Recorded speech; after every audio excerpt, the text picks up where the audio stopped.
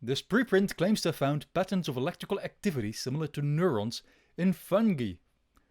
Oh yes, Is a you have fungus a conscious entity?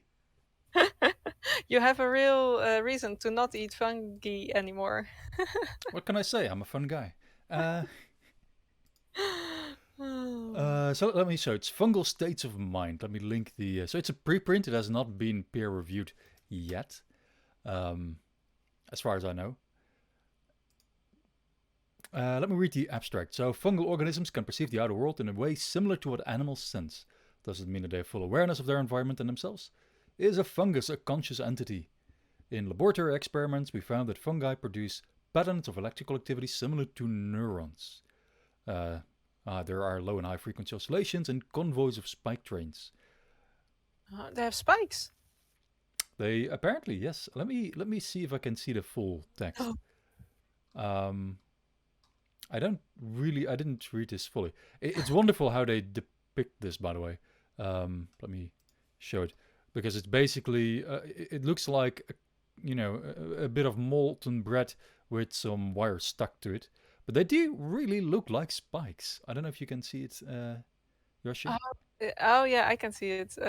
I see the moldy bread, and I see a trace that looks a bit like it has spikes. Now Right? I'm gonna look closer. I will not be in front of my camera. The black trace, right, is supposed to have spikes. I think all Right. of them because I see the red one Also and the a green red one trace. also. Yeah. Yeah, it looks like there's an upward and a downward component, like you would see a spike in the extracellular recording. It really does. Wow, spikes. But Maybe did just they do? electrical noise. Hmm? It could just be Oh, electrical yeah, noise. of course. Did they already do intracellular, like whole cell recordings to show us real spikes? Let me find the methods. I think they just Stuck the electrodes in the bread. No, but that's this what it is seems like. Yes. actually it's very interesting. Like if someone confirms about if it gets peer reviewed first, maybe, and then someone can confirm that fungi produce action potentials. This is pretty cool. You know what I would say at this point. Like Hmm? I would love to see this peer reviewed. Yeah, let's I construct also I'm horrified by the thought of having to find someone who could peer review this it. because you need a qualified expert, right? Who is a qualified expert on neuronal activity in fungi? But you take someone. No, no, no. You just take someone who's an expert in the method. I don't know what they use some kind of extracellular recording. So you take some because they know Do how to look they? at these Because traces. this is not a standard extracellular recording setup. These wires look way too thick for that. You look at what kind of wires and you find someone who's an expert. It's gonna be fine.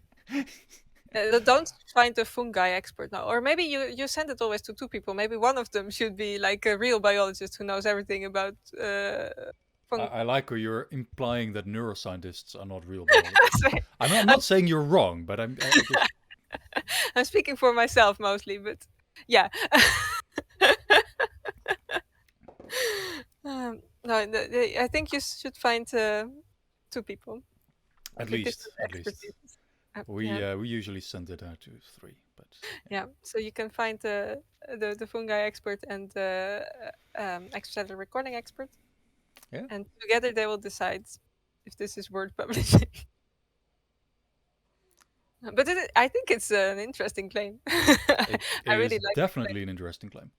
Um, I mean, we've known about. I saw actually somebody do something very similar in plants. Yeah, but they never produce spikes, right? They have like electrical communication, but they never did action. Action potentials are very special. Like we think this is still like in the central dogma of neuroscience. This is the main unit by which neurons communicate, and this is found in the brain and not in plants, for example. Oh yeah, it's actually I didn't realize this, but apparently in C. elegans, most neurons do not fire action potentials. Oh, see here, So action the potential in fungi. This is gonna be yeah, crazy. it's weird, it's wacky. I like it. Um, yeah, no, I was surprised to learn that because a recent paper came out that demonstrated that there is like one or two neurons in C. elegans. It's a nematode. It's like a tiny little worm. Um, does fire an exponential, but it's more like a calcium spike, so it's not a real sodium potassium exponential. But like they're mostly they mostly have gap junctions, and then they're uh, like analog action potentials. Like they just increase or decrease their membrane potential, but gradually. So it's Yeah. not like And more a lot with continuous. calcium, right? Isn't the heart also doing this a lot? I'm I not. don't know. It does have calcium spikes instead of sodium potassium spikes. But Yeah, yeah. what do we look like? A biologist? Oh yeah. No, like but yeah. So the sodium potassium spike is very characteristic of uh, neurons and the central nervous system and Hmm. everything. Yeah, not. I must say, if I was a reviewer on this work on the fungi thing, I would ask to see how that electrical activity is produced. Like I would need to see how it is produced, or I would not accept it.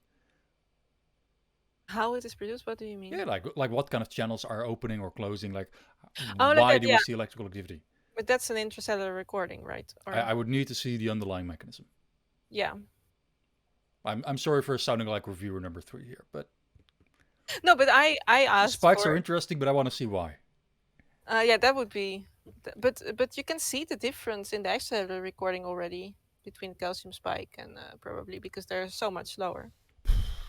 I mean, that depends entirely on things like temperature, Oh, that's also. prevalence, number of channels. Like, Yeah, no, I would say intracellular recording or current. Yeah, but you would do voltage clamp so you can see the currents, right? yeah. That would make sense to ask for that, I think. Mm. Oh well, it is definitely very cool. Go check it out. Wait, wait, what? I wanted to say one thing because this is Better also not a die. philosophy again. I will talk about it more. Doesn't matter how hard I try. You cannot move on. Yes. So fungi, they are not mobile. I always thought that. Well, depends where they grow. Yeah, but a good explanation for having a brain was we need a brain to move. This is the main task of the brain.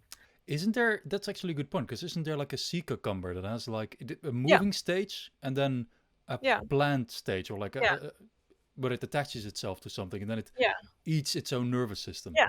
That's the main example of this brain is to move theory. Okay, I'm Uh, moving. I'm done. Whoppa! I don't need my brain anymore. yeah, yeah. So and plants. So then plants were found to have like communication, but they don't have action potentials. Like you don't call this a brain when the plant does some electrical activity, right? So now if someone can prove that a mushroom has a brain, that would be groundbreaking, kind of. That they haven't proven it yet, I Is think. that a very clever pun on what mushrooms do, or What? groundbreaking? Groundbreaking. It was not a clever pun. Okay, now we can move on, maybe.